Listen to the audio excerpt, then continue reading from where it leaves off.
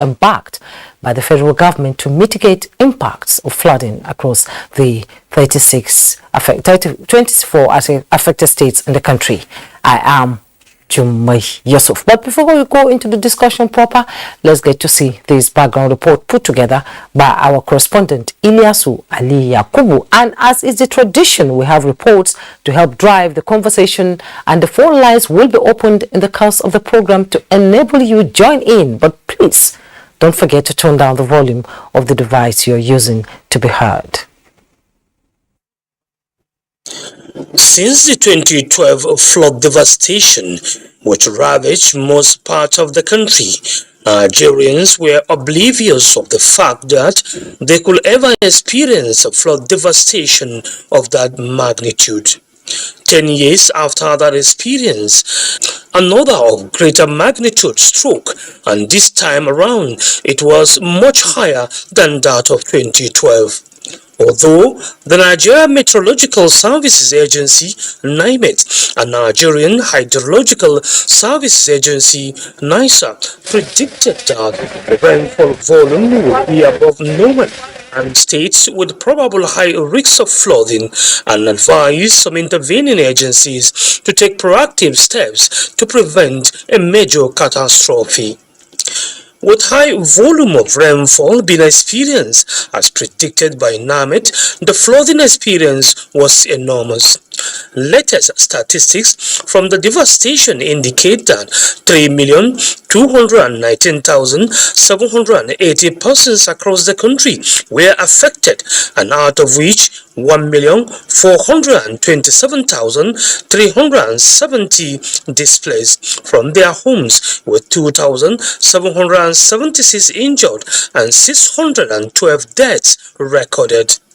Other damages recorded include 181,600 houses partially damaged and 123,807 houses completely destroyed by the ravaging floods. In addition, 176,852 hectares of farmlands were partially damaged, while 392,399 hectares of farmlands were completely damaged. With this devastation, the livelihoods of affected persons hangs in the balance. Some of the affected persons say the experience was not only horrifying but daunting, as all access roads, houses and business premises have been overtaken by the flood. My parlor, 2012, the water never entered inside. But you go there now, it don't begin to reach there. All my rooms here, I heard you. No single land, if not this place now, as you can see. Crop destroyed, worth millions of naira. One cannot actually quantify how much. And we also use this medium to call on the state, local government and the federal to come to our aid, because every crops in this community has been carried away by flood. The whole community need the federal government to assist both state and federal, because the way it is now, you see, many people have been displaced. You can see for yourself. The government and state government to come and help us. I only cook in this place. Then when it is late, I'll find where to sleep. Carry one home or two homes we join them together to live in one class. Since the money I never talk, not gonna spend money while I want to buy fish. 1,000. Flood has taken everything that we have, both our crops, even our houses. We don't have house to enter. The National Emergency Management Agency, NEMA, has not rested on its oars in providing succor to victims in all the affected states to give them a sense of belonging. This is in addition to the deployment of search and rescue equipment, water purification machines, ambulances, as well as activation of the search and rescue unit of the Nigerian military to assist in airlifting of food items to non-accessible areas and evacuation of trapped victims. Our equipment, as we speak, are scattered across the country. The water treatment, as we have sent water treatment to Benue, Jigawa, Kano, Kogi, and it's still out there serving the people. Because whenever you have a flood, definitely the first challenge you'll have is potable drinking water. Experts say this yearly disaster will continue to be a nightmare unless intervening agencies devise effective ways of managing the floods across the country. In Abuja, Ilyasu Yakubu. And I have in the studio to give their expertise on the topic we're discussing, and this is the federal government intervention to flood states. We have the Director of Relief and Rehabilitation, NEMA, Al-Hassan Nuhu. Thank you so much for joining us. Thank you very much. Honorable Wahama Sam Igurubra is the chairman, Bayelsa State Emergency Management Agency. He's joining us from Yenagua via Zoom. And we also have Professor Ahmed Sadoki Abubakar, former Dean of School of Physical Sciences, Federal University of Technology, Mina, Department of Geography. You're joining us via Zoom.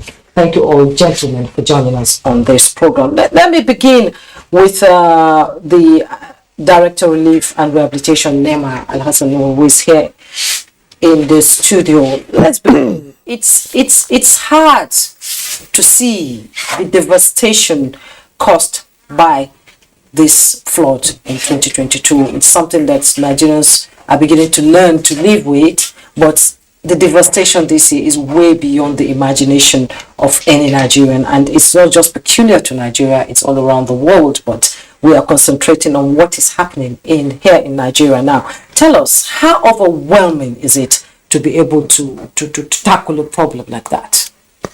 Well, thank you very much for this. As you have rightly mentioned, that the flooding situation is ravaging the world over, largely due to the impact of climate change. In Nigeria, it has hit us very badly. The water level we witnessed in 2022 far exceeds that of 2012, which hitherto was the most devastating flood in Nigeria. In 2022, we have recorded over 600 deaths, with over 3.4 million people affected. Part of them, about 1.3 are displaced. They left their houses, meaning that they are in need of critical assistance. Thousands have been injured. A lot of houses in thousands were partially destroyed, some totally destroyed, and over 500,000 hectares of land were affected, some partially, some totally. If you look at the quantum of economic damage across all the sectors of the economy, it is way above what we saw in 2012. So likewise, the relief effort going on. Apart from before the relief effort, we saw this coming. Experts told us that the water was coming and is real. So we try to sensitize the public. We sensitize those who should take action, responsible authorities, communities at risk, to first of all take safety of lives and property above every other consideration. Move to higher ground first, and then we can attend to the issues of the flooding in a meaningful way we can.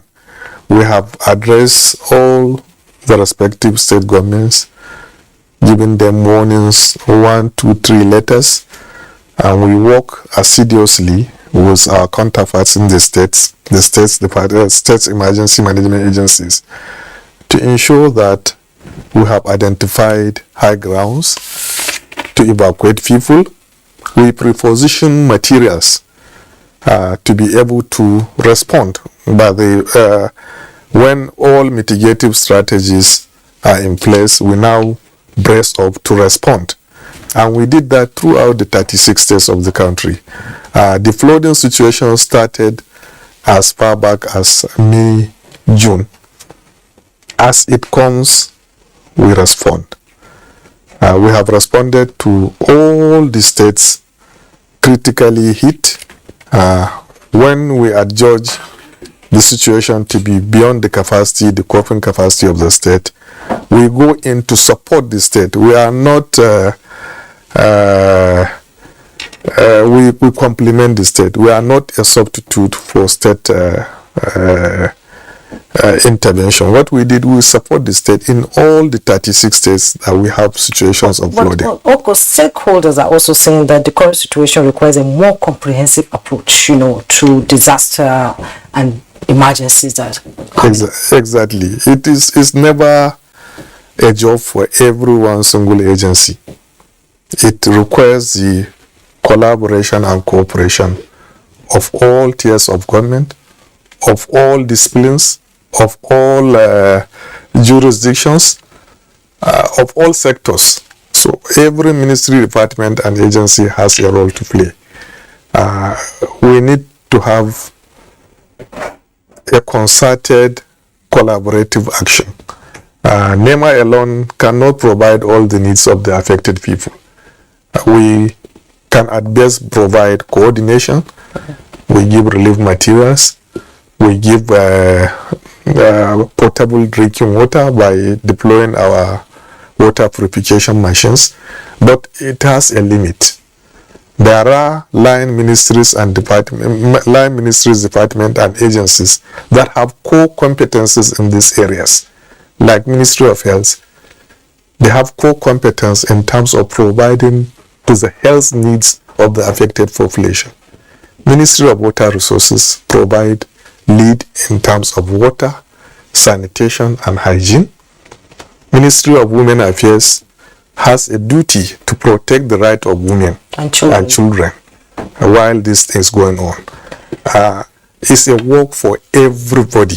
So how strong is your synergy with the states before I link up with Bayelsa State so that we can talk about it? Well, we have strong synergy with the states. NEMA cannot go and operate in a state without the collaborative support of the state government. We work together, we attend trainings together, we attend conferences together. It's supposed to be like twins. We are like twins brothers with the state emergency management agencies. We cannot achieve any meaningful progress without them, and they need us, because we provide guidance, we provide advice, and we provide physical support to the states in terms of needs. Okay, thank you so much. Let me bring Honorable Wahama, who is joining us from Yanagwa via Zoom. We've listened to the NEMA Director of Relief and Rehabilitation, and all over Nigeria we've seen the devastation that the flooding has caused, and in fact it is still causing, because in some states the water has subsided, but most parts of Bayelsa State is still, I believe, submerged underwater. Critical infrastructures have been affected. How have you been able to handle this situation with the collaboration of the federal government? How easy or how difficult is it for you? Well, good evening, Nigerians. I'm glad to be on this program. Greetings from Bayelsa State. It has been very, very difficult. I wouldn't want to maximize my word. It has been very difficult and very tough for us here. The flood, as you know, is overwhelming. 90 to 95% of the landmass in Bayelsa is submerged with the flooding, and it has made life unbearable for the people of Bayelsa State. It's a tough one. This is the first time we are seeing this magnitude of flooding, and it has been really difficult and challenging. It has just been the state government battling with it, a little support from the federal government through NEMA, although we are yet to get, for me, any meaningful thing from NEMA, because so far what we need right now is food, and no food item has been, brought from NEMA for the internally displaced persons in Bayelsa State. So it has been a tough one, considering our situation, how we were cut off from River State and Delta State. So we were stuck right in Bayelsa all alone, and battling within ourselves to see how we can at least make the people a little bit comfortable. It has been a very challenging one, I must confess. NIMET issued warnings, since February, I believe, on the predictions of the flooding this year. What kind of action did you take to prevent this flooding that is really, really destroying critical infrastructures in Bayelsa, and the people themselves are not finding it easy to survive it?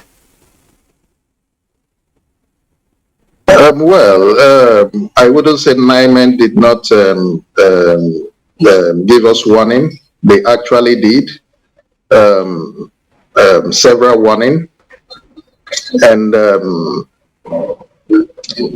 it was just the normal arrangement of states trying to put things together. Considering the 2012 flood, where the roads were still intact, that we could get support from outside the state. I think it has been a problem cutting across the state for early preparation and mitigation of the flood. It's always a recurring experience we have always, gotten.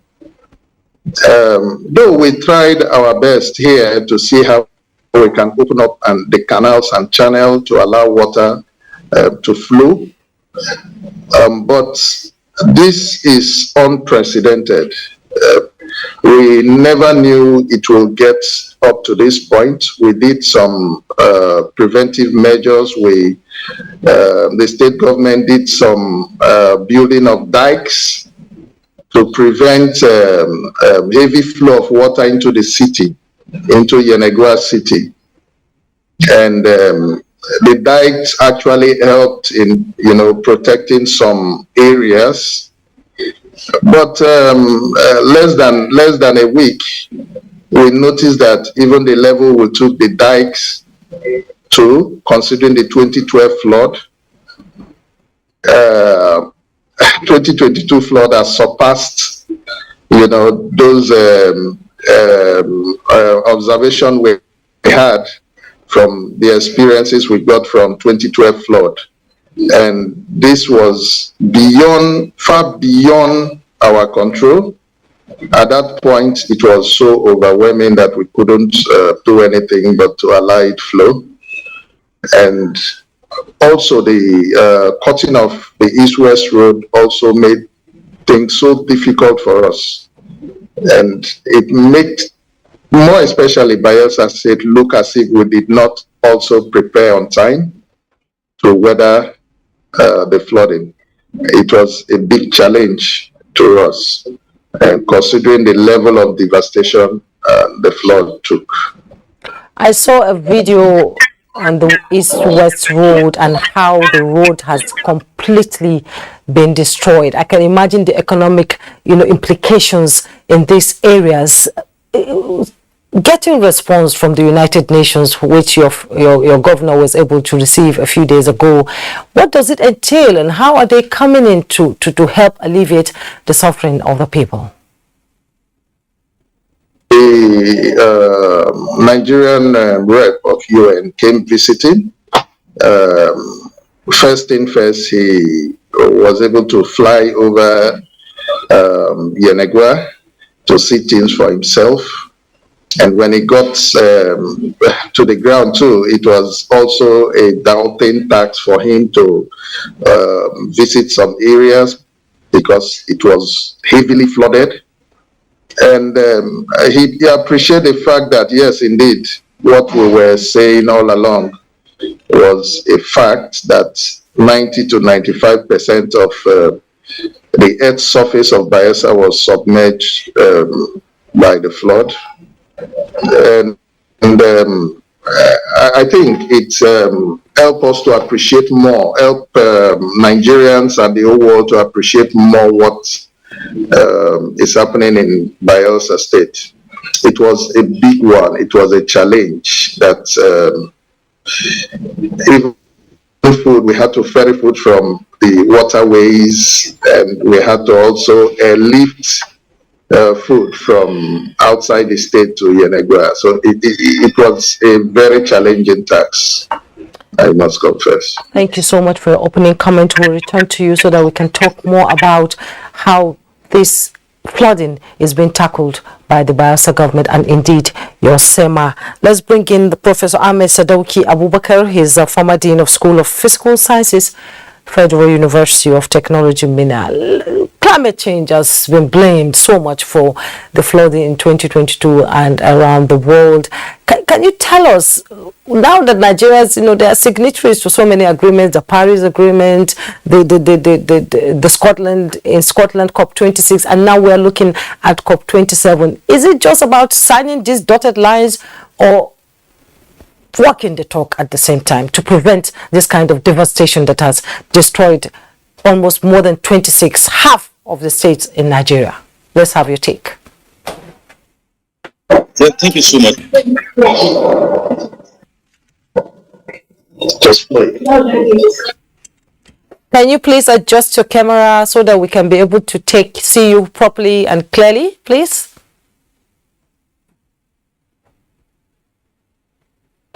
Okay, while it does that, let me come back to Al Hassan Nuhu. To prevent this kind of occurrences, the federal government have set up a committee. Exactly. To be able to act in 90 days and prevent the occurrence of something like this that has happened in the country. Tell me what this committee is about to do and what it entails and how 90 days is enough to prevent a disaster like we have witnessed. Well, before I go to the committee issue. Want to respond to some? I appreciate the challenges that my brother Sam in Bayelsa in Yenegua is facing. I want him to appreciate that we are facing the same challenges. When the east-west road cut off, is what hindered our supply of materials by road to Yenegua. We have even contemplated buying these materials, food materials, in Yenegua itself, but the food is not there. Right now, as I'm talking to you, 3 trucks of food have left the airport in Port Harcourt because we have learned that the road is now passable, that there is a route that can be followed.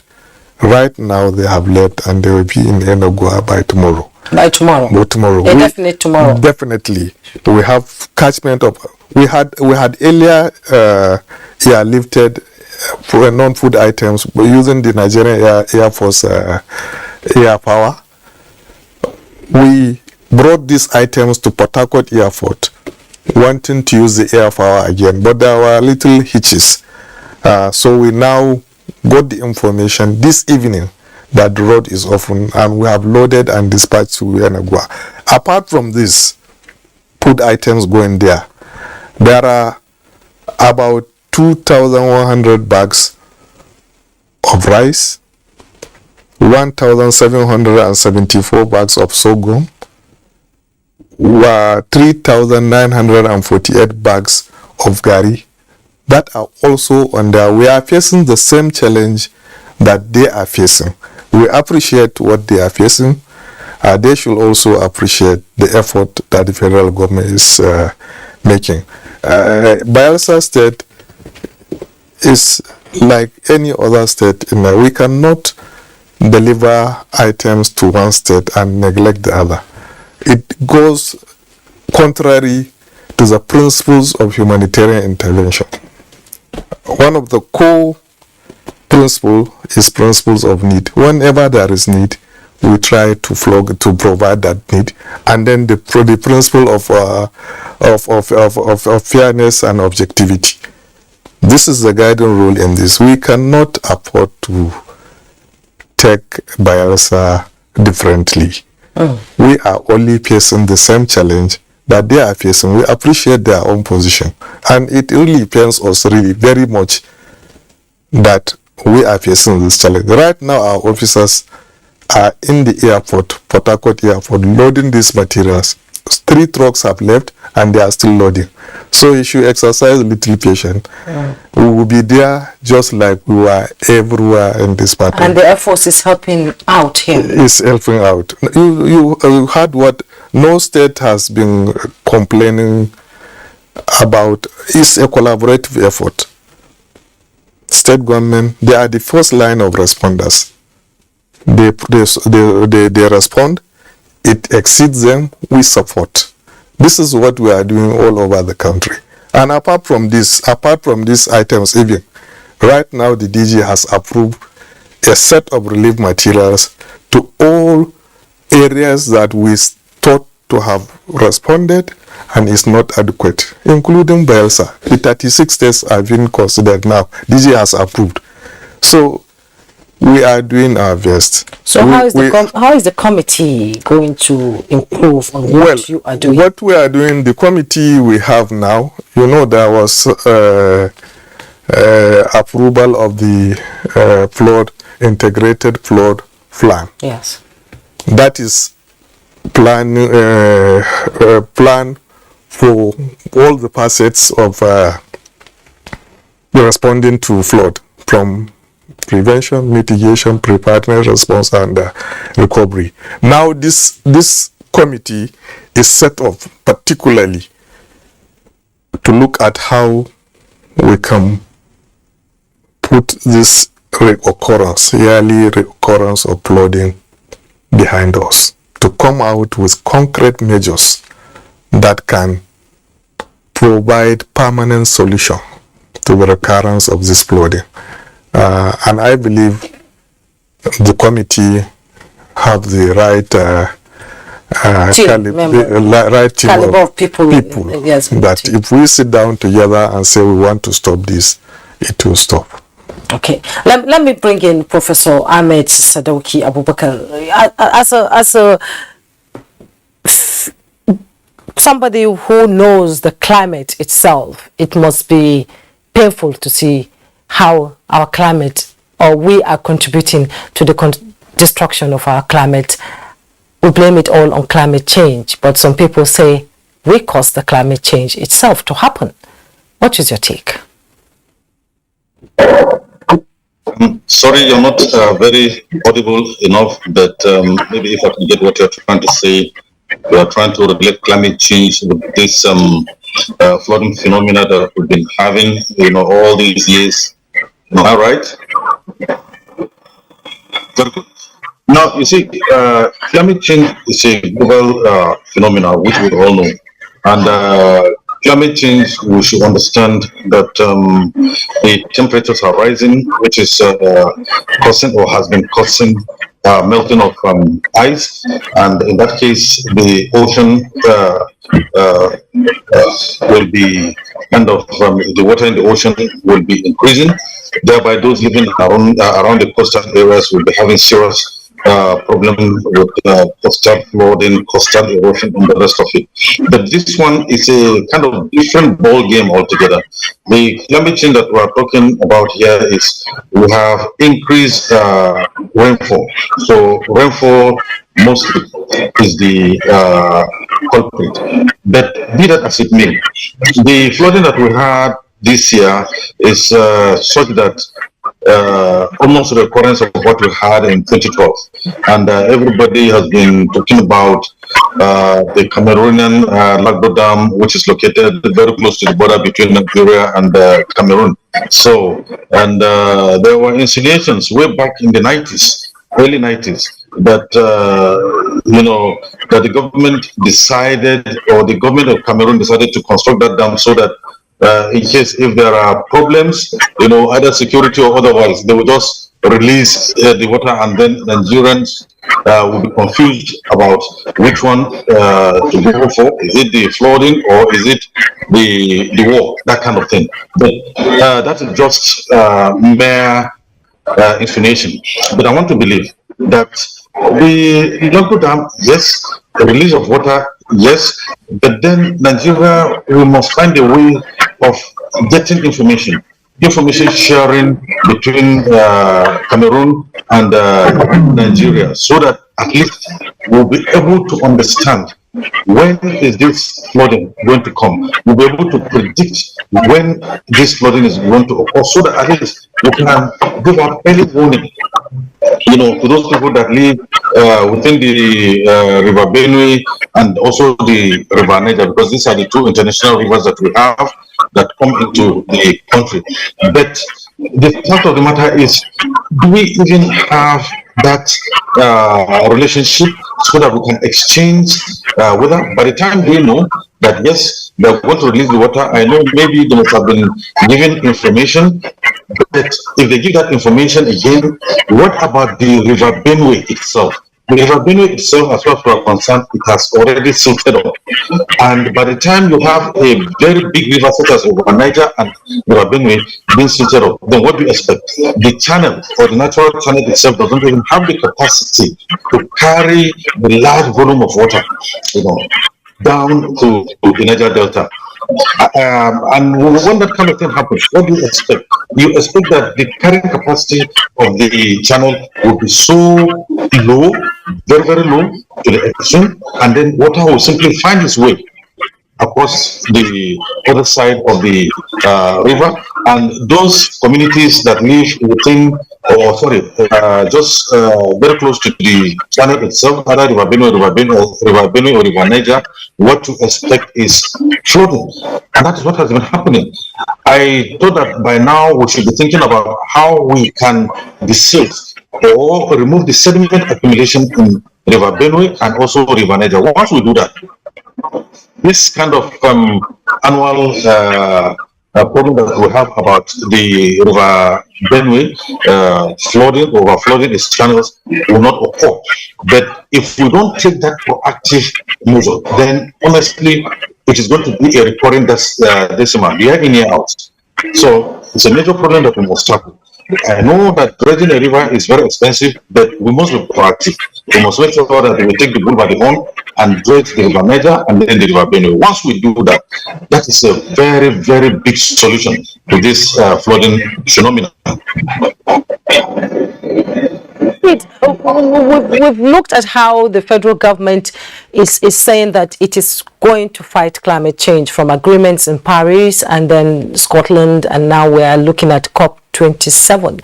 Issues like this will be on the table to be discussed with other partners across the world. What do you think?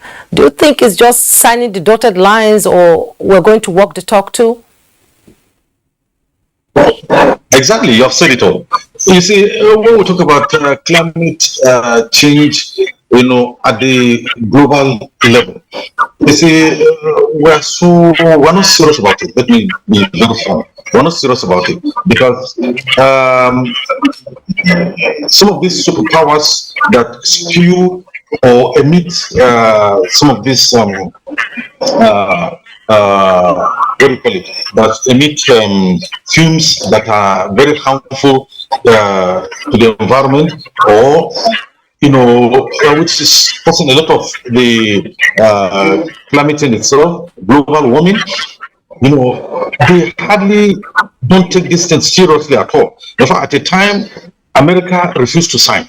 During the time of, I think it should be George Bush or so, George Bush Jr., they refused to sign this agreement. So anytime they come and then we feel that yes, there's an agreement, to me, they're just mere rhetorics. They're just mere some kind of drama to show the whole world, yes, that they are concerned. But the people out there in these countries, they are really concerned because anywhere they're having such a meeting, you realize that the populace will demonstrate peacefully. Will demonstrate peacefully that yes, there is a global concern for global climate change. But then the leaders, honestly, I have my doubts. Okay, Professor Ahmed Sadauki, I will come back to you so that you can shed more light on how Nigerians can mitigate flood disaster here. Let me return to Dr. Wahama, Honorable Wahama Sam in Yenogwa. You've listened to Al-Hassan Nuhu and the professor talking about ways to mitigate, this disaster. I know in Bayelsa, critical areas like schools, hospitals, offices, police stations, and so on are still submerged underwater, and the economic crunch is being felt by the people. I said that earlier. Now tell me, other disasters will come as the flood ebbs away, it flows away, and it recedes. You find out the devastation is much more than we imagined. What are you doing to lessen, to sort of cushion the effect of this on your people?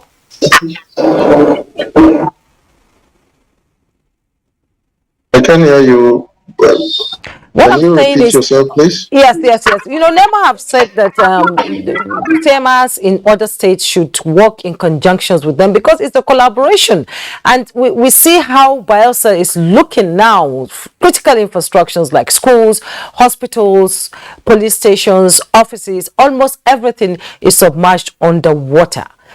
It's an economic disaster in itself. People who depend mainly on fishing to supplement, their ways of living. How can they cope? And what are you doing to cushion the effect of this devastation? What we actually did to cushion the effect of this devastation was to quickly evacuate the displaced persons that were affected by the flood. We brought them to higher ground. In Yenagua, the government had to open a camp, 3 camps actually, in Yenagua metropolis, and there were several camps in other locality, but more of Yenagua because a lot of people were evacuated to the city center, where it was a little bit better to accommodate them. We had a lot of issues, just like you said, a lot of places were submerged, schools. But I think part of the early mitigations we took was because when NEMA and NIMET made a prediction of the expecting flood, we decided to shut down the schools on time, and we had to send all the children home. And those that were outside of the state, they had to also go back to their parents, all in preparation of the flooding, because we know it will be a little bit bad. Considering 2012, we never knew it would surpass 2012. And so when it came, we moved everybody, more especially majority of the displaced persons, to the city centers. We had 3 camps in Yenagua, 1 Osbole camp. That as I speak to you now, there are over 20,000 displaced persons there. We also have one at Ibogene, Ibogene camp. I think as at yesterday, the figure was more than 5,000. And we also have one at, they call it Ayamaijo, and it's also more than 5,000 displaced people. That's only in Yenagua. And we had several, we call it clusters, private IDPs. Several IDP because of the challenges they had. Most of them wanted to stay closer to their houses because of also insecurity. We also had a lot of theft within this period because the town was almost in a blackout. There was no light because of the flooding. When it gets to any close electrical installation like the transformers, the power holding must shut that transformer down so that it wouldn't get out of hand. So at a point, it was just only a small section of the states that was illuminated by light. If not, the town went almost into total darkness, all because of the flooding.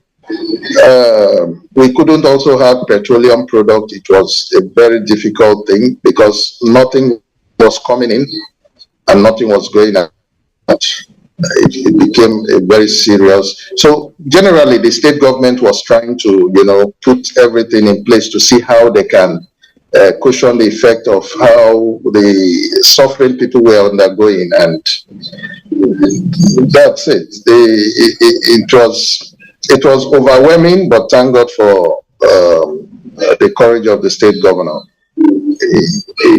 News, I believe, I'm sure you heard Al-Hassan News saying that by tomorrow you'll be getting relief from the federal government. How are you receiving this news? We feel a little bit excited knowing that the federal government has started pushing actually what we need. It's not like I said they didn't bring anything before they brought. But what we were expecting was not what they brought us at that time, because also managing disaster, you must bring what the people need at that particular time. And at the particular time they brought the non-food items, we weren't needing them. Up till now, those food items are not also distributed. Those non-food items are not distributed up till now as I speak to you. Because what we are expecting to, receive from the federal government through NEMA was actually food, because the whole city was starved of food. We needed food and medicals, and that was what we were expecting. And some time ago, they also promised us that there is a mobile water treatment plant coming to the Yenegua, but because of the road, it got stuck in Benin. But as I speak to you, vehicles have started coming into Yenegua through the Warri axis, the Benin-Warri axis. And we're expecting that the water treatment plant should be here. They said it's a mobile water treatment plant. And up till now, no portable pipe bomb water to drink. You can imagine that it's a bag of pure water that is sold for 130 naira as at before the flood. It's over 300 naira right now. And so people are really suffering. We've been hearing promises. We as a chairman of SEMA, I want to see things happen. I will be excited if sincerely those food items comes in tomorrow. But let's see it first. We want to receive it first before we're sure that, yes, NEMA has actually brought in those things he has been mentioning. Because we have a series of lists, a long list here, and we've been expecting those items up to now, and we've not seen anything apart from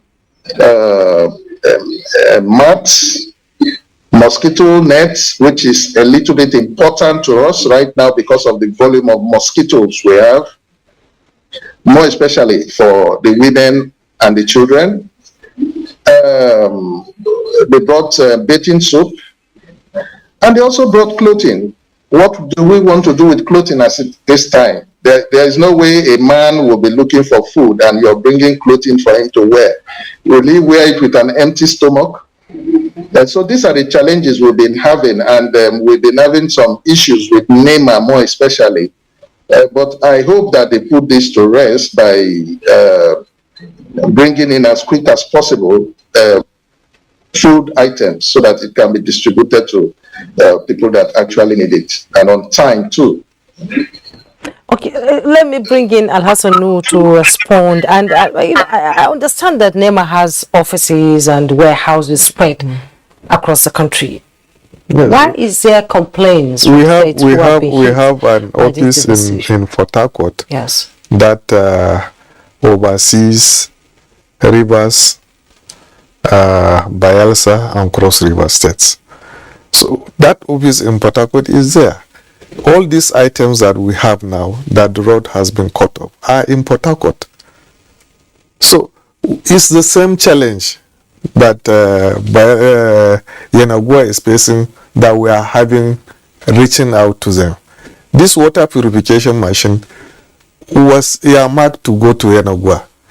But also we had the challenge of, like what you were saying, that it's just today that we realized that the road is passable. In fact, they brought Gari from Elisha to keep it to in Port Harcourt so that we airlift.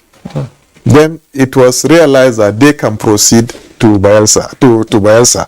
That's how we now loaded and start reaching out to Bayelsa. The water purification machine will also leave from. We have another office in Asaba that takes care of Delta and Edo, and that purification machine is in Asaba, going down to Bayelsa also.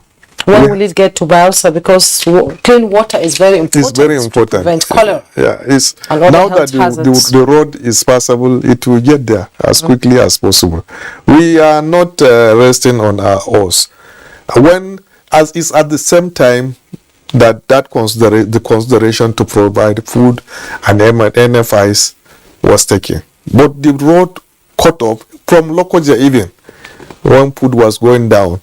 So the NFIs have reached there quite on time. So we had to use the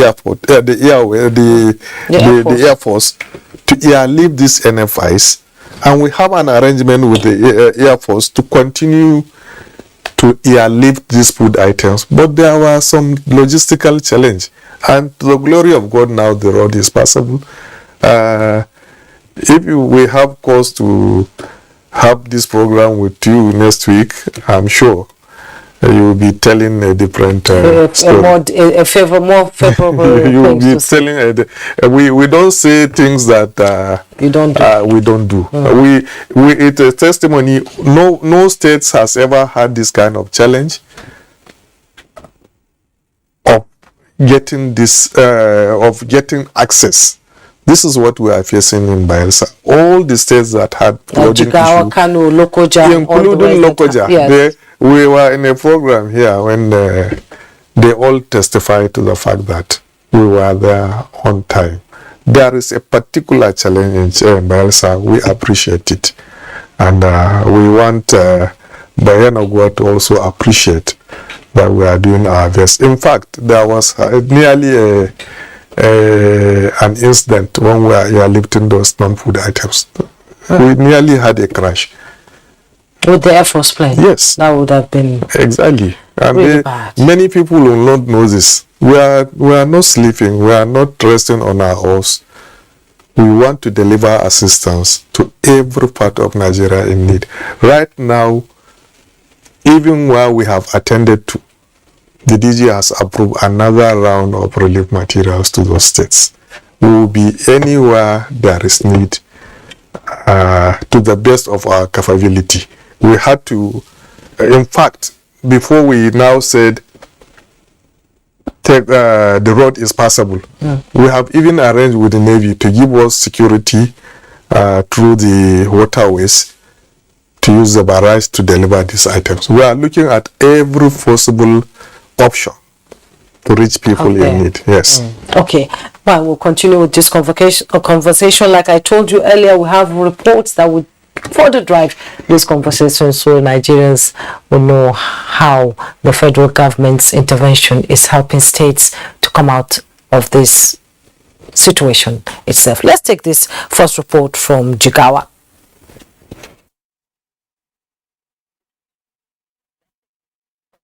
The devastating flood and indeed this year's rains might have come and gone, but their impacts are likely to linger long until they are observed by the victims. Though the flooding is subsiding in some of the worst hit areas, some villages and towns are still submerged in the flooded water over a month after the rain ceased. The losses are enormous to the victims. Farmlands completely washed away, houses collapsed and lives lost to the disaster, leaving the survivors to live only at the mercy of the government and other donor organizations. Since the beginning of the flood triggered by the long hours of torrential rainfalls in August 2022, the federal government, through the Ministry of Humanitarian Affairs, Disaster Management and Social Development and the National Emergency Management Agency NEMA, have been supplying palliatives for distribution to the victims across the state.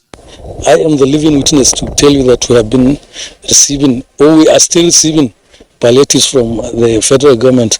After that, even the president himself allocated about 312,000 metric tons of assorted grains to the state for onward distribution to the people affected by the disaster.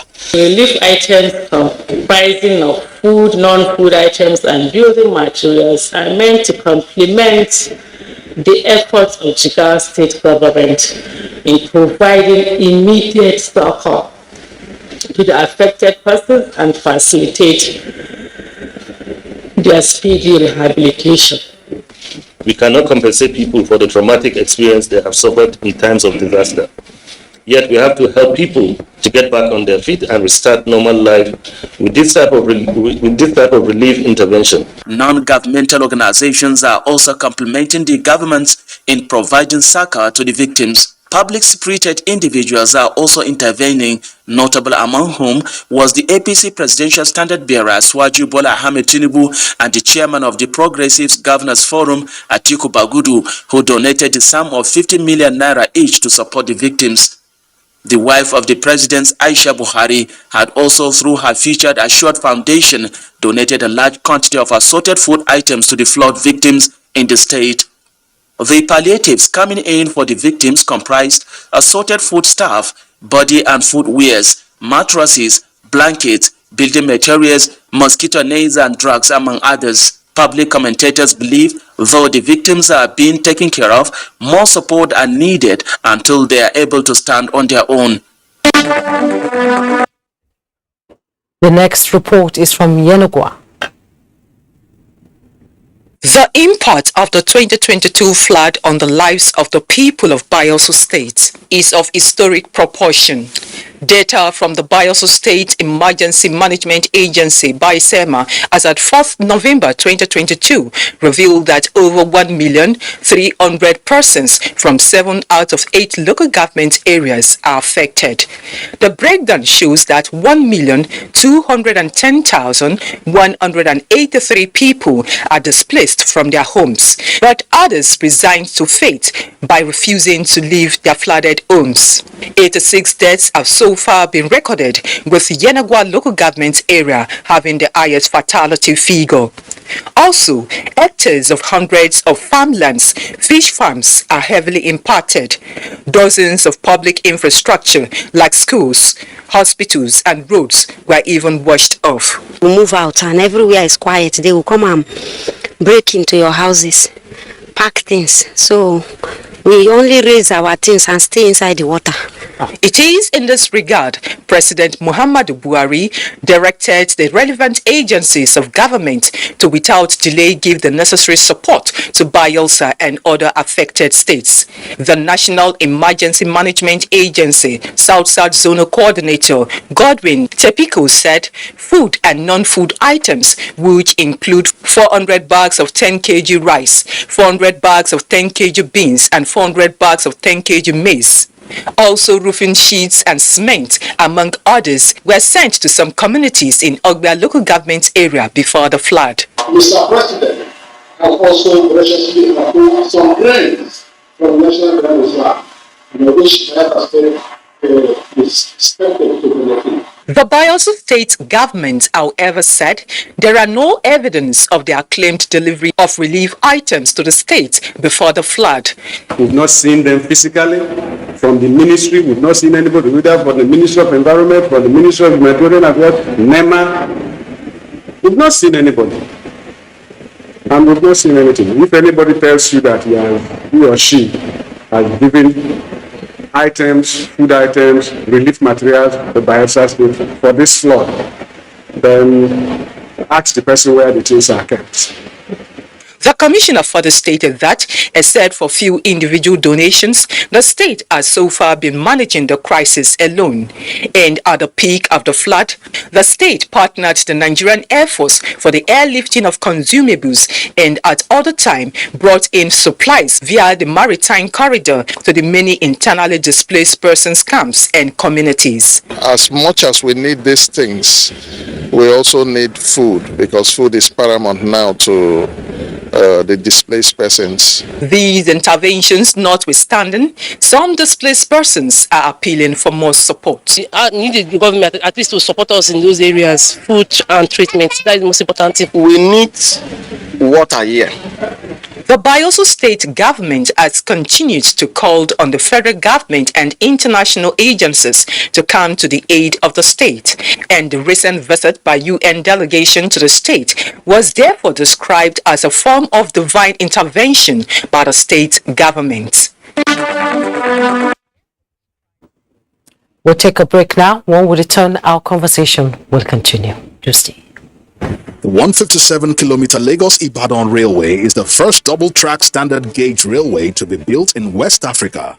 The Mobolaji Johnson train station is a masterpiece, an infrastructure that is gradually becoming an iconic building in Lagos State.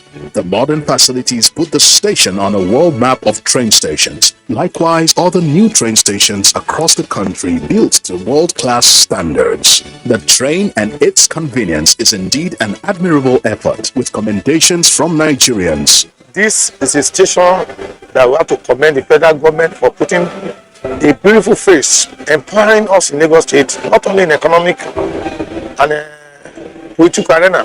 I can say that I'm really impressed with the infrastructures in place. Kudos to the Minister of Transportation. Kudos to the federal government. Truly, good things are coming out of Nigeria, and the federal government is deserving of all the applause.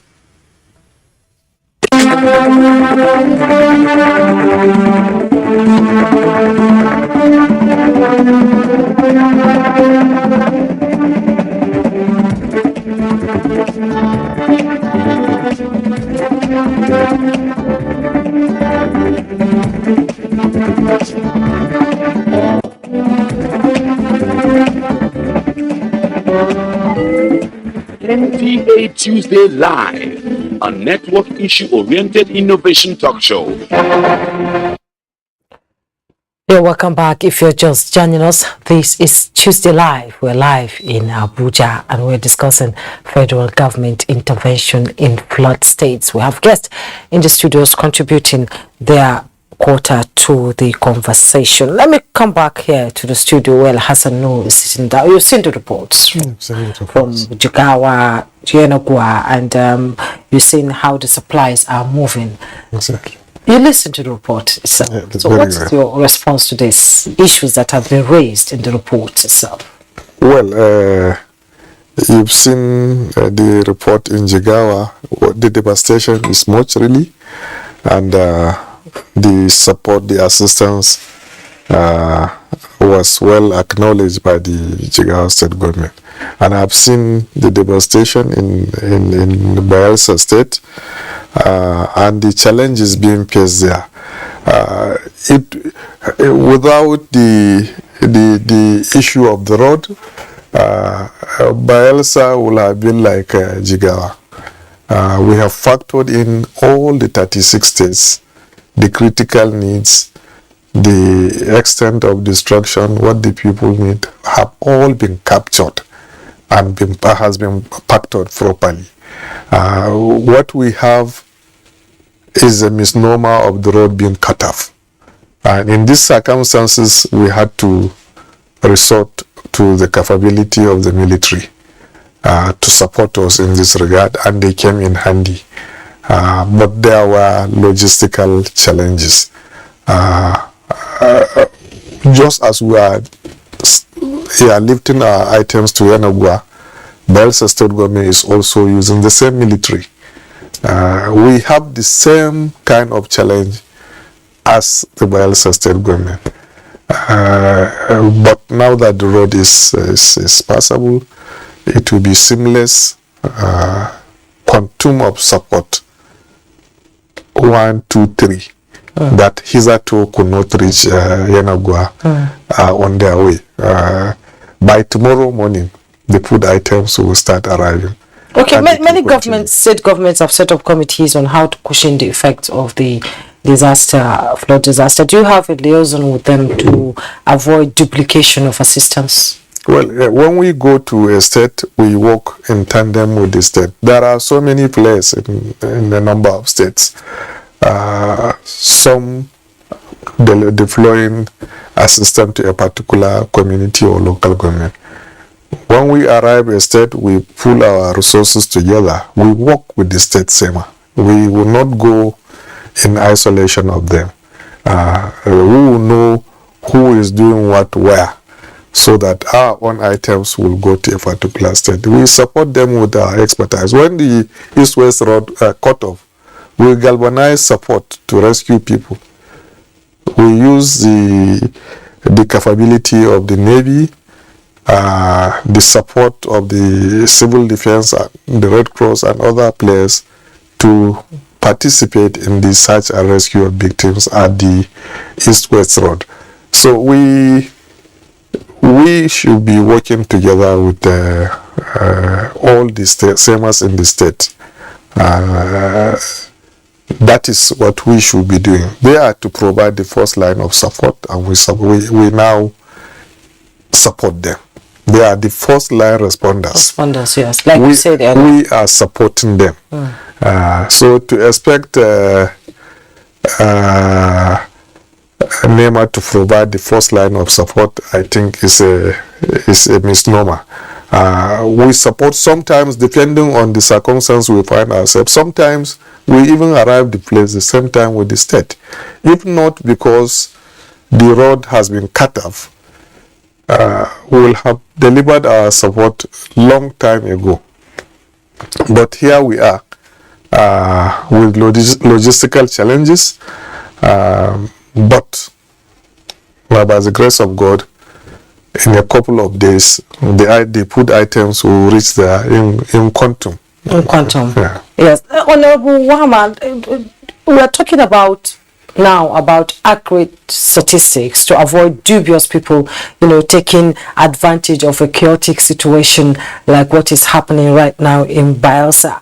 What kind of strategies are you adapting and for now and the future?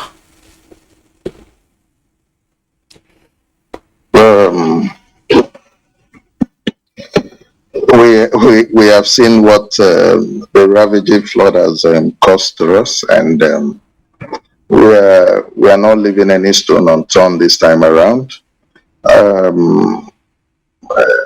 Because of the magnitude of the flood, it makes us look as if we didn't prepare for the flooding, and despite the higher grounds we identified from 2012 flooding, this particular flood has surpassed those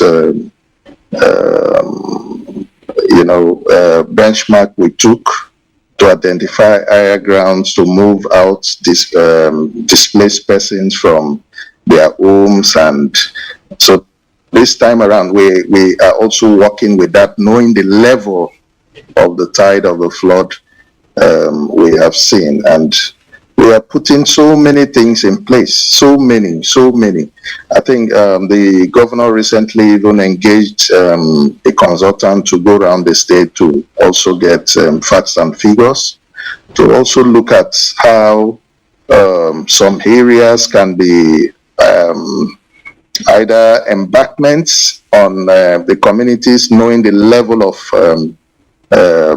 flood we have experienced this time around, and also to look at where more dikes can also play a major role. And also looking at the dredging of, there is a river called Epie Creek within the state capital. The dredging of that creek to contain more water, to see how, in case of flooding, it will contain more water out of the town. And so there are so many things the state government is trying to put in place to see how we don't find ourselves in this kind of situation.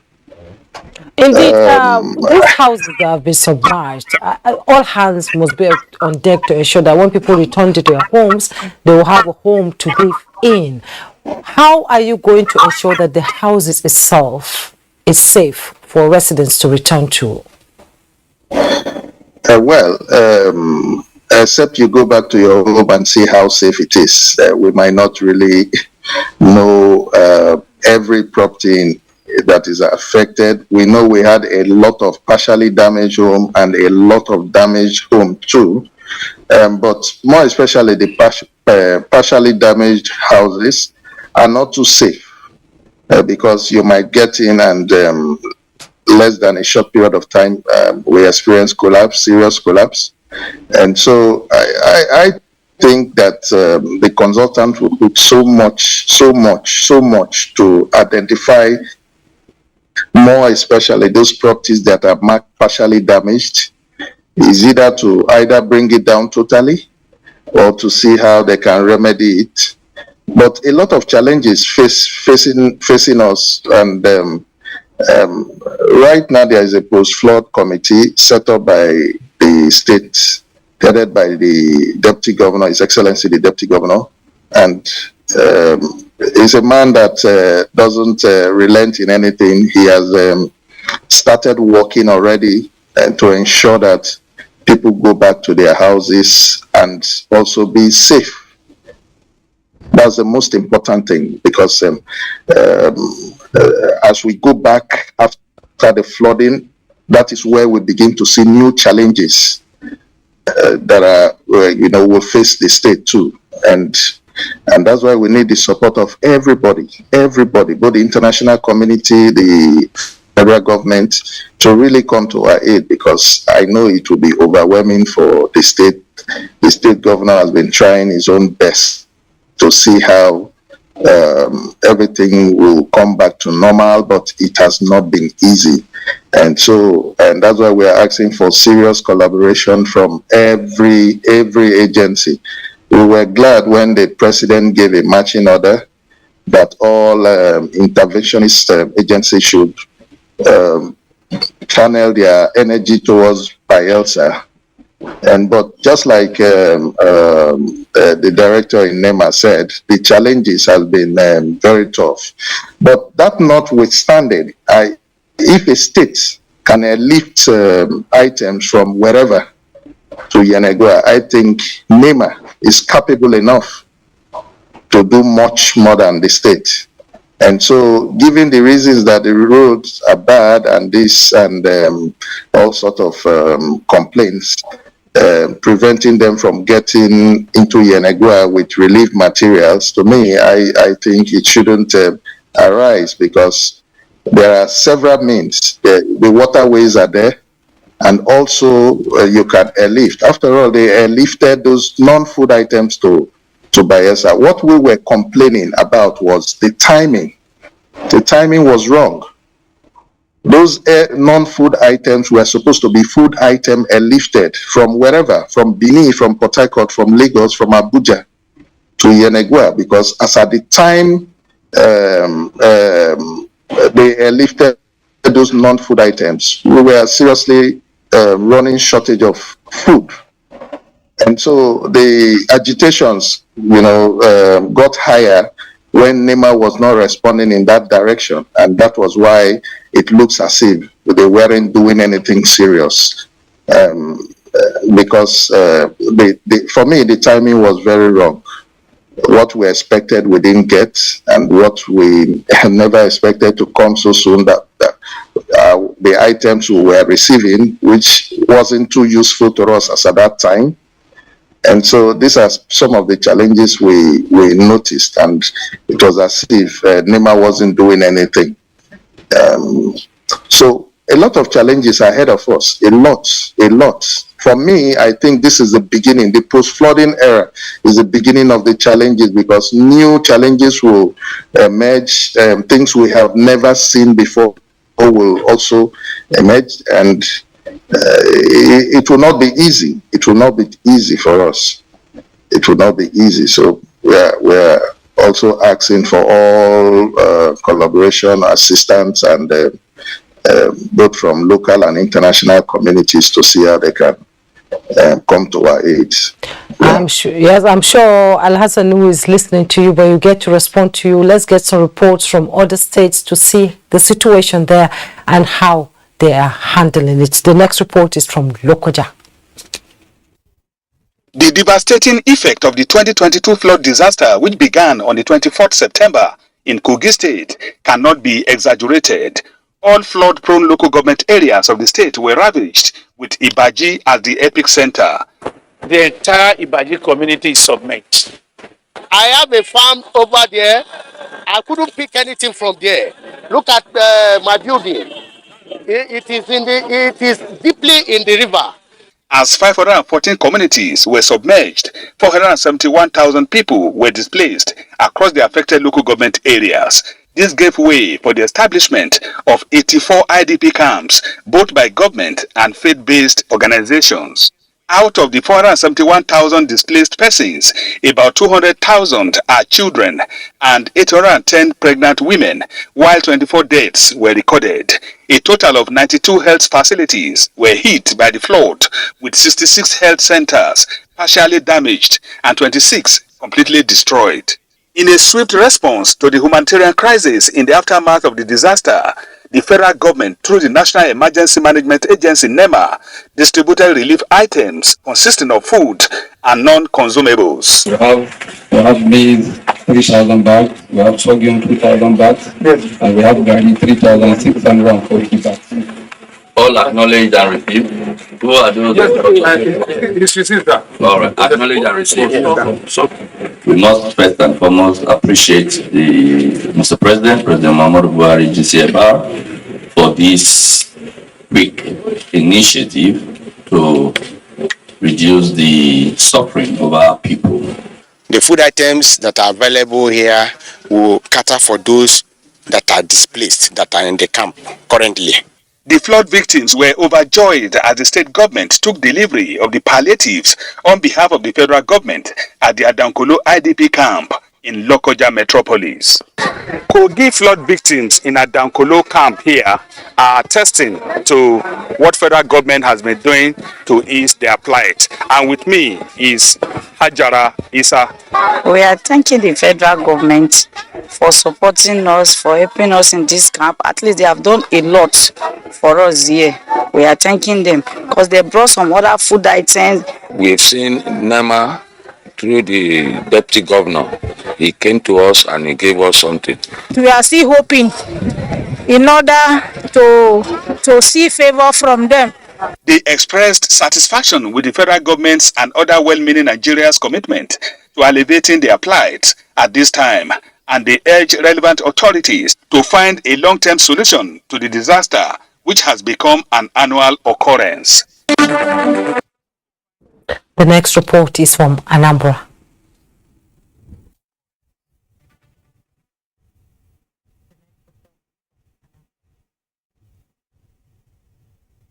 Anambra State is one of the states badly affected by this year's flood, with some parts of 5 local government areas underwater.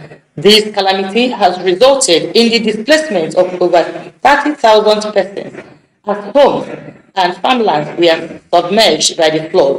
The federal government, in a swift reaction to the untold hardship facing victims of the flood, handed over relief materials to the state through the National Emergency Management Agency, NEMA.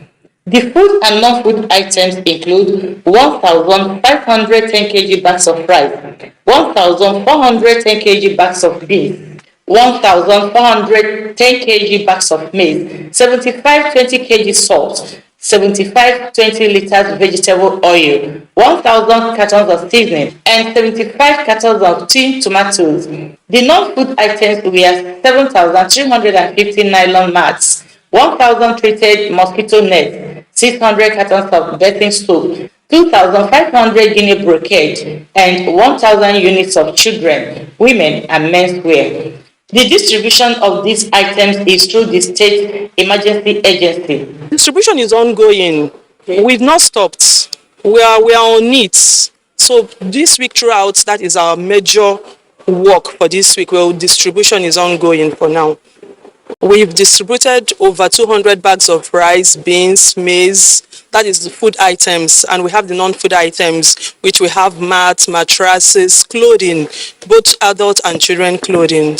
In spite of the intervention from the state and federal government, life in the IDP camps has not been easy. Apart from those secured in IDPs, there is another set of people who are still in the flooded vicinities. They have refused to relocate to IDPs for fear of losing their properties. Sadly for these victims in Umuaba, Abebu, Miata, and Iora in Anam, they are yet to get the relief materials. We went there, people have occupied them there. So we have to attach here, managing ourselves. Many of us, their wives born, but they haven't any help at all because of there's no medical treatment. Because we're there for a river now. It's that time where this flood come. So we will never see any person, even government, even anybody at all.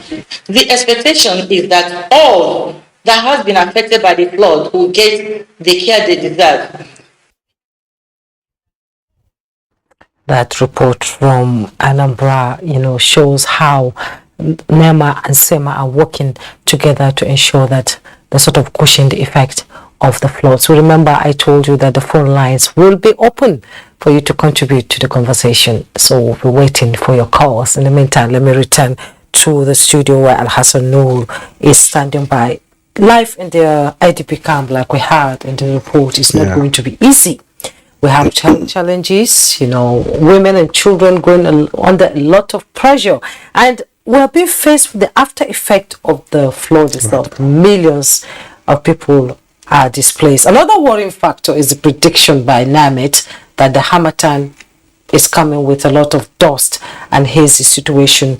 How prepared are you to return these IDPs back home or tackle the challenges that might arise from the new situation that we're going to face in a few weeks' time?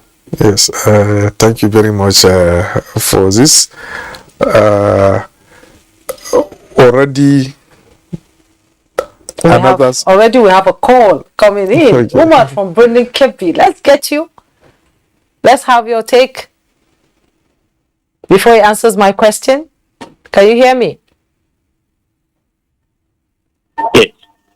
Okay, go ahead, yes, Umar. My name is Umar, calling from Brendan Kempi. Go ahead. The flood. I have a question. The late Umar Musa during his time, there is this issue of dredging the River Niger. And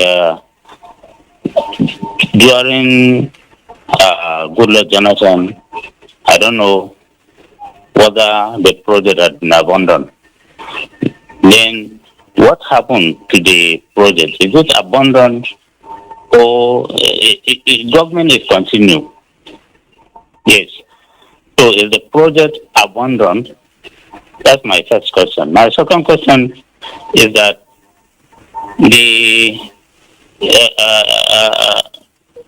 what are the economic importance of flooding?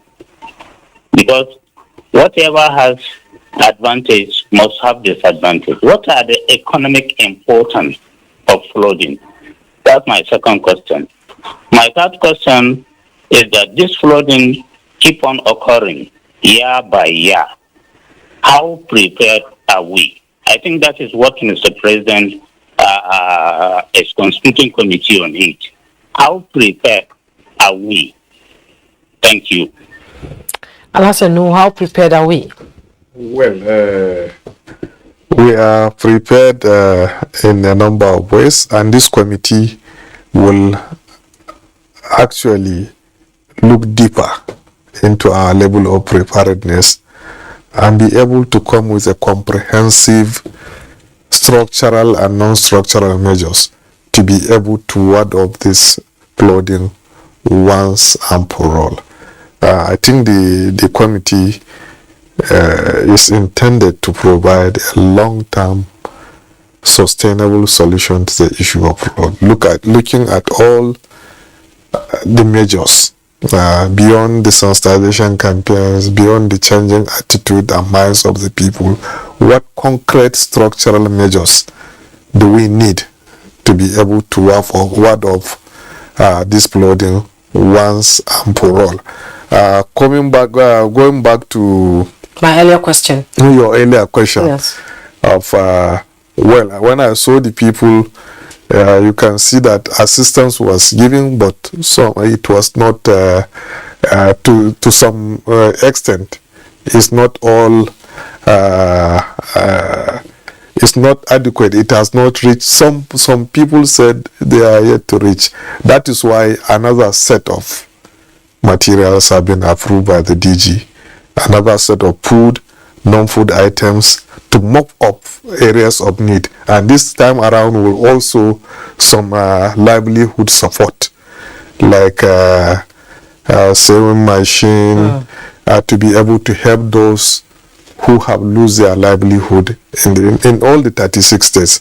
And on the issue of the warnings now, again, from the NEMA, another warning of that the Harmattan. the Harmattan is coming. Yes. You know, normally, when the season of flooding ends in November, it gets drier. The Harmattan haze comes in.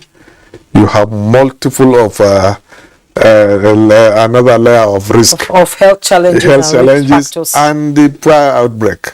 Normally between November to March of every year, that is why you have preponderance of prior outbreaks at homes, especially in IDP camps, in the markets, at IDP camps, sometimes even in schools.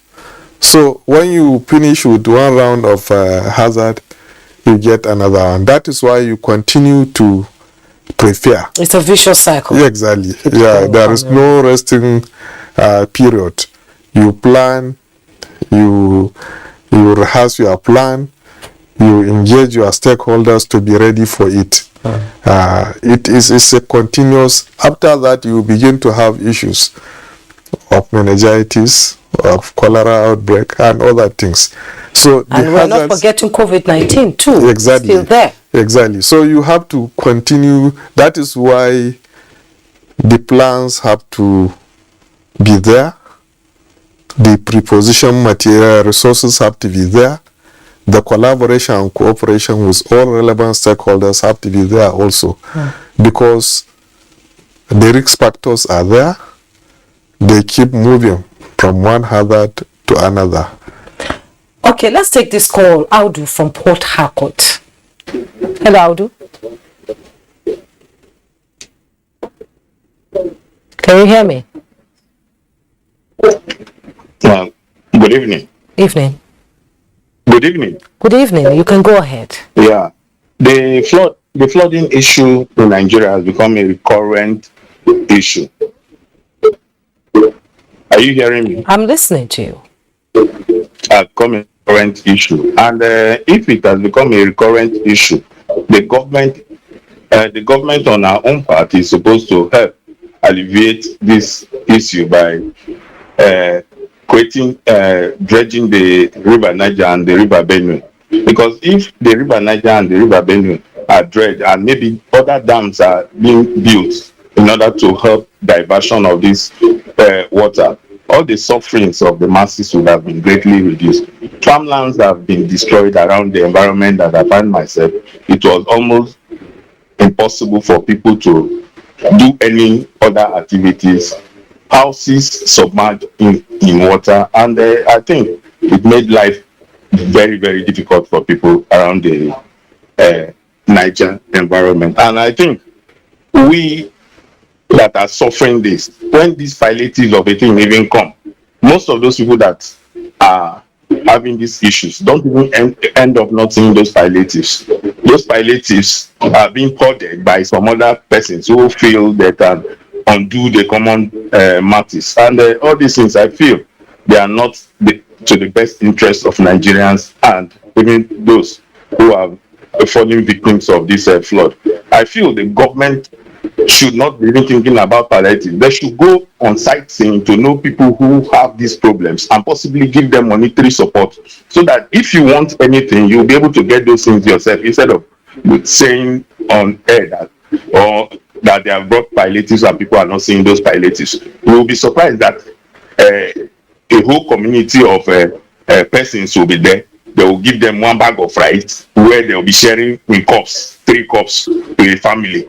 It is insulting bringing one sachet of Indomie to a family man that is palliative. They will gather people, snap picture that they are sharing palliatives. I think these things are insulting, and it is making it look as if we are making casual of the government. The federal government must have tried on our own part, but distribution is seriously a problem in Nigeria, and we should look at these things. If not, people will end up blaming the government for not doing what they ought to do.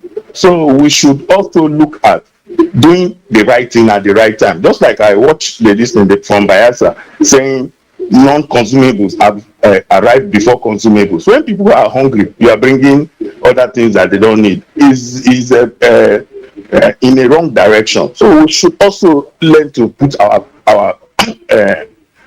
citizens first, because if this thing is happening in America, nobody American believes in the world, and they will always think that one America is even more than the nation, and the president will not be able to sleep if such issues affect an American citizen. So we should not take people in Nigeria as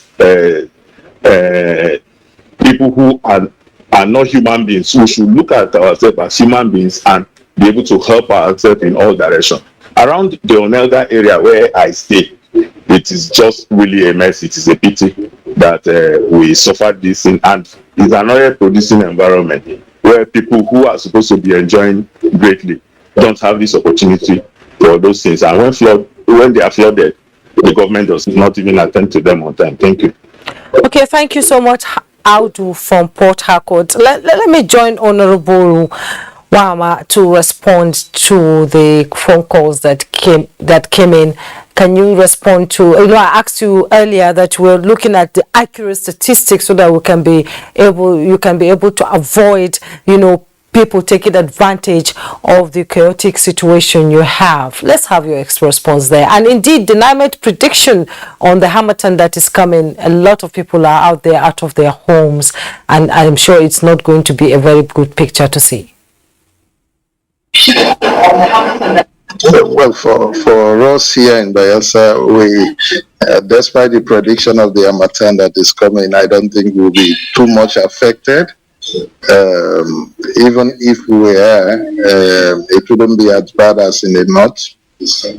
And the only thing is that the weather will be also affected, so flying will be difficult, and some other things too will also be difficult. But to the extent of the last speaker has said, we are also sharing the same view. The issue of anytime there is disaster like flooding in Bayelsa State, because we are prone to flooding because of the location of the state. We are at the coastal line, and so whether we like it or not, how small the flood, it will also pass through Bayelsa to the Atlantic Ocean. So we are very prone to that, and I think preparation should always be in top gear to also weather those situations. So it's part of us. It looks as if the flooding has been a part of the typical German, in quotes, lifestyle. But all the same, nobody wants to be uncomfortable where you think you can be very comfortable at the comfort of your home. But I also share that the last caller's view of looking beyond sharing palliative and looking at a permanent solution on putting this flooding.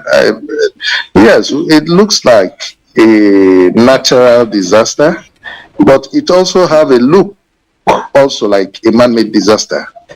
Considering the stories of Cameroon, Lagdo Dam, anytime they release the water and coming to, running through the river Nile, the river, and all sort of stories. But this is something we can also contain as a government, more especially the federal government, by building the dam that was agreed in Adamawa State. I believe if they do that, this perennial flooding year in, year out will reduce drastically. But all the same, it has come, and the only way we can is to see how we can rally around among ourselves and see how we can put it to attend. A situation where it has been an annual ritual for you. What do? You always prepare for it. You always alert your people to see how they can also prepare themselves for the flooding. And a lot of disasters, a lot in Nigeria, but we are a country where God has blessed so much that most of these disasters happen and there is no serious effect. Unlike what we see in developed countries like America, where they have serious disasters like hurricane, so many in a year. Unlike Nigeria, we are so blessed. But nevertheless, we should also prepare ourselves, because when such disaster comes, it will be disastrous for us. Generally, the attitude of Nigerians and federal government, as it were, it's not too encouraging. When we have issues like flooding as a disaster, the response is always slow. I don't know why they have issues of responding too slowly to issues like that, more especially to we in this region. It has been always a difficult task. We need to shout, cry, and before people will come to our aid. And we have left everything for our fate. We thank God for the kind of governor we have, that is very passionate to his people. And he has been working around the clock to see that he tries to ameliorate the suffering of the people. And all I will just appeal to the federal government is, no matter how late it is, we still need all support from them, because we are going into an era that is even worse than the flooding, the post-flooding era, which comes with a lot of problems, diseases, and so much. There's so much post-flood era. The challenges that will come with it indeed will be, will not be impossible to tackle by Nigerians and I believe the federal government. Before we bring in Professor Ahmed Sadauki Abubakar, who has been on and off, so we couldn't be able to bring him so that he can contribute intensively to this conversation, but we'll bring him after this phone call. We have Autumn from Sokoto. Hello, Autumn.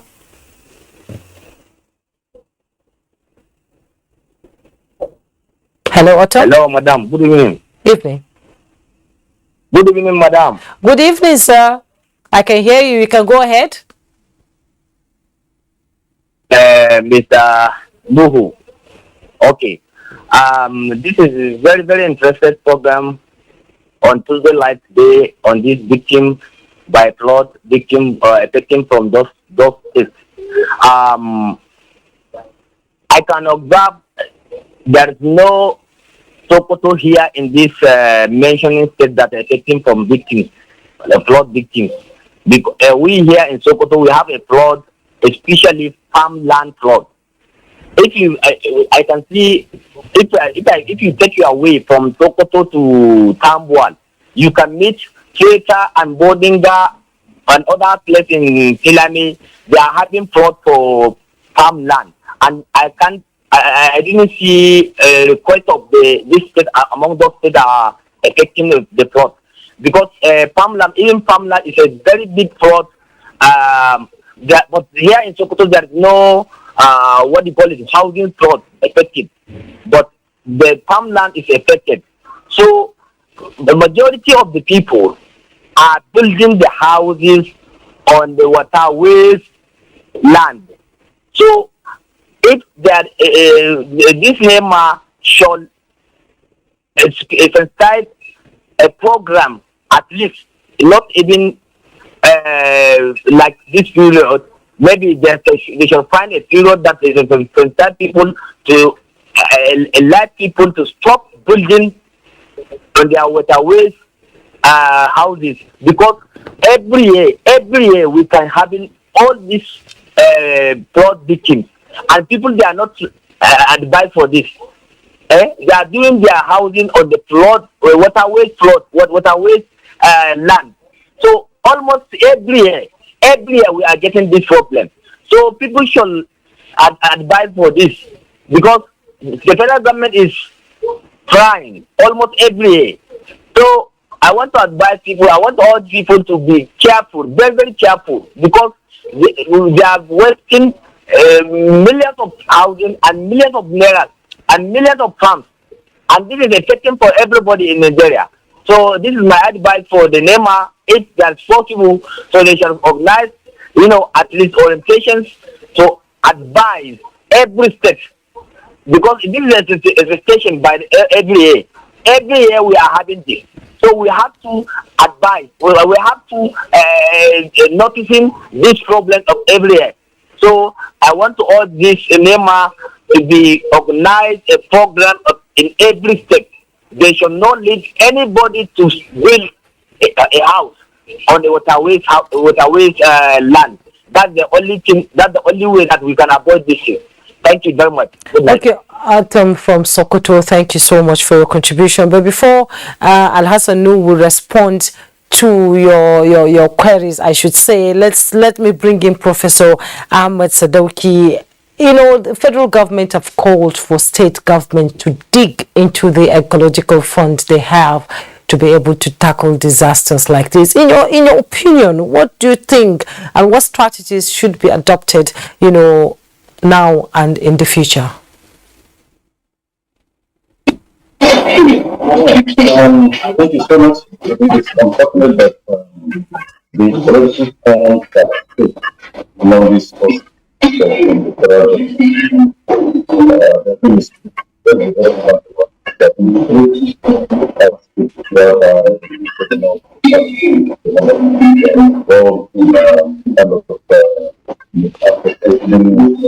Can you move closer to your microphone, because I can't really hear what you're saying? Can you move closer to your microphone, please? Yes, please. And mute your television set, please. You can hear me now? Yes, you have to mute your television set, please.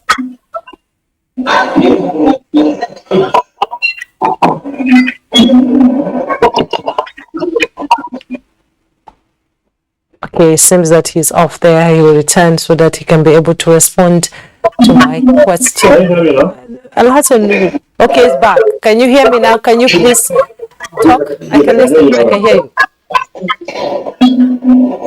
So like I was saying, the ecological fund will help that most state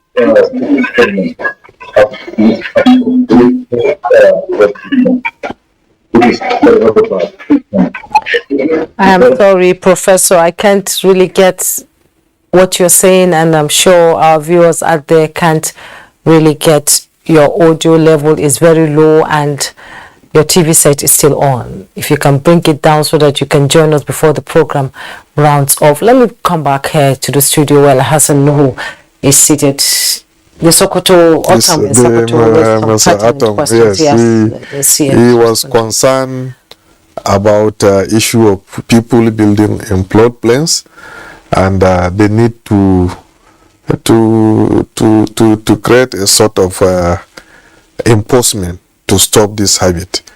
And I believe that this issue of people building in clearly floodplain areas will form part of the issue that the presidential committee set up currently will want to look at, because you have so many communities living. In fact, some communities, when you hear the name of the communities, you know that they are living in clearly floodplain areas and people are building there.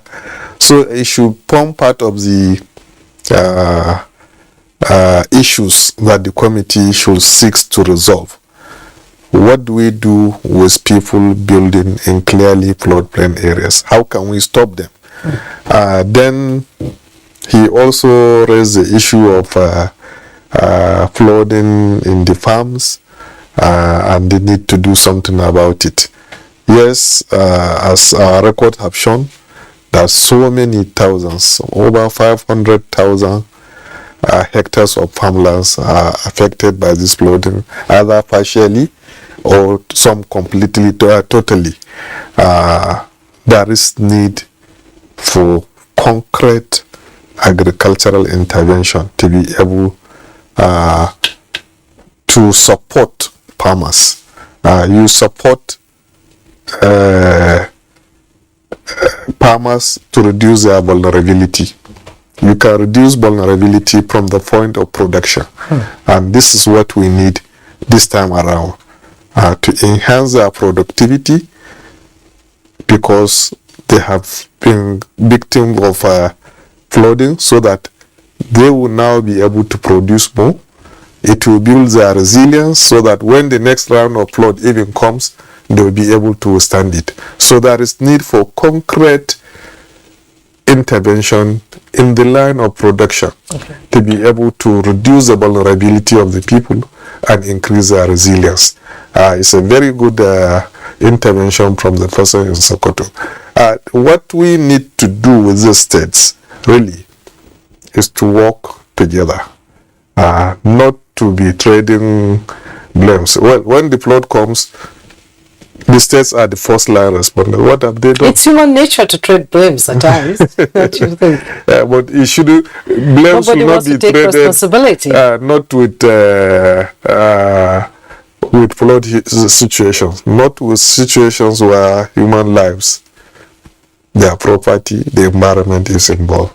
In this situation, what we need to do is to work together collaboratively to support one another, to ensure that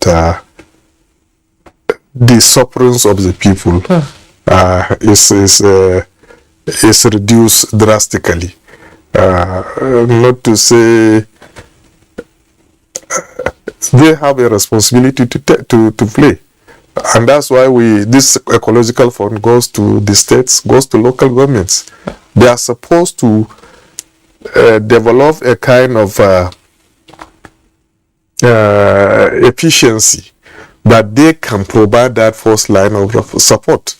Not immediately a flood come, you now begin to say you want to the federal government. Exactly. Well, the magnitude is high. They should come to the federal government, but they should provide that first line of support. And we are there to support them, to even galvanize the global community to do that. We have sought for assistance from the United Nations. We have requested through the Office for Coordination of Humanitarian Affairs to get a SAF grant to support states affected by this flood. We are working with the World Bank to undertake a comprehensive assessment of the flooding, to have a deeper reflection of what happened, how did it affect the sectors, what is the quantum of damage to each sector, and what do we require to put the society back to what it was before the flooding. So we are galvanizing support, and we need the support of everybody. No state can go it alone. Even the federal government cannot go it alone. We need the support of not even the state, but even the local government and the communities. So this is a work that cannot be done in isolation by any tier of government or by any agency of government. We need to come together. We put the people first to give them the necessary succor and to ward off the next round of flooding. Okay, we have to sign Professor Ahmed Sadauki Abubakar, former Dean, School of Physical Sciences, Federal University of Technology, Mina, and Department of Geography, and also in Mina. He joined us via Zoom. Unfortunately, the network for the Zoom has not been good, and he has not been able to contribute the way I believe he would want to. Thank you so much for coming on Tuesday Live. Thank you so much. Let me join Honorable Wahama. Talking about the ecological funds, the federal government is saying states are not doing enough to dig into the ecological funds to prefer first-hand, solutions to the prevailing and the flood crisis in their state, and in other, natural circumstances that would need them to go into this fund. Are you using the fund enough? Because it's like the blame is back and forth. But the federal government is saying the states have money, the ecological fund is there, why don't they use it? It's true. It is true that a lot of the states in the country does not use this ecological fund. Sincerely speaking, including my state. But looking at the situation right now and what the state is doing, way over $1 billion has been expended on relief materials, lifting of food, accommodating displaced people, feeding them, trying to make them a little bit comfortable, and all what they are doing. I think the governor is drawing from that ecological fund. The only thing I see that is a little bit different is they need to be proactive by using the ecological funds to put in structures that will stand the test of time during flooding, like building a permanent camp for the IDPs, putting some measures in place, all money used from the ecological fund, and so many things to be done with such money. But also the federal government putting blame on the state also that they are not also using the ecological fund to run. I think there are other challenges, environmental challenges that time to time come up within a particular state that we don't cry or we don't ask any support from the federal government. We try to run it based on the budget that is available, knowing that monies are released based on ecological funds to take care of the environment.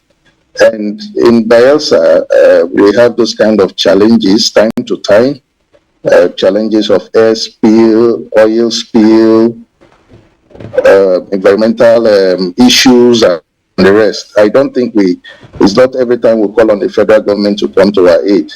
And I think the money has been expended on some of those challenges we also face as a state.